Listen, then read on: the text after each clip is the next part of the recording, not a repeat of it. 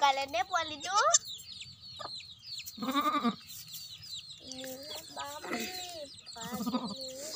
Hi guys, আজি মই video' এটা দিব ওলাইছোঁ। ভিডিঅ'টো হ'ল আমাৰ ছাগলী পোৱালি জগিলে, কিন্তু তাৰ কাহিনী এটা ক'ব ওলাইছোঁ।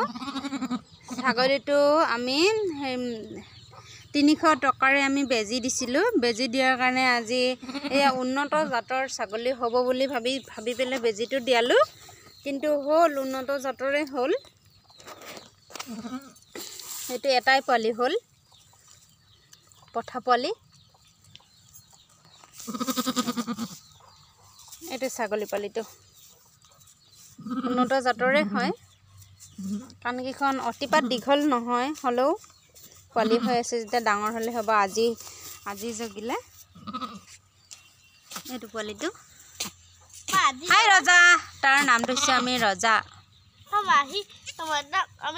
খুচিব, তোমাক খুচিব, বেয়াকে খুচিব। তুমি ইয়াৰ পৰা উঠি যোৱা। খুচিব, তুমি যোৱা না। বেলেগ দিনা জন্ম হোৱা নিচিনাহে লাগিছে, ইমান ডাঙৰ ন পোৱালিটো। মাক আৰু পোৱালিটো একে কালাৰৰ হয়।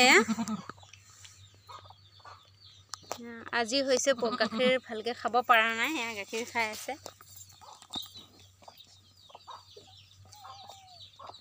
অ ৰজা, গাখীৰ খাইছানে? ৰজা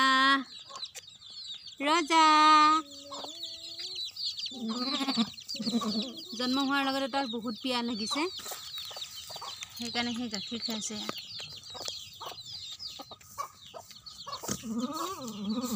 এটাই পোৱালি হ'ল আৰু।